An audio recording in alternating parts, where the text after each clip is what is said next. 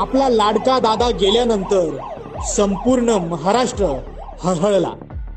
पण दादांच्या अंत्यविधीच्या दिवशी विद्या प्रतिष्ठानच्या त्या मैदानावर जे घडलं ते पाहून महाराष्ट्राला धक्का बसलाय.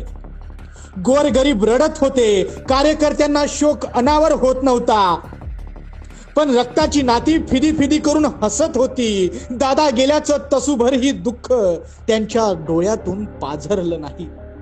जणू दादांचं निधन पवार कुटुंबियांसाठी इव्हेंट झाला होता. सुप्रिया सुळेंचा अंत्यविधी दरम्यानचा वावर, त्यांची देहबोली चांगलीच बोलकी होती.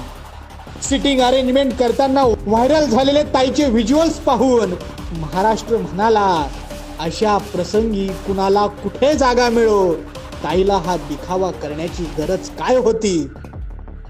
काका साहेबांनी तर चितेची अग्नी शांतही झाली नव्हती. तेवढ्यात नदी पाहणी दौरा आटोपला.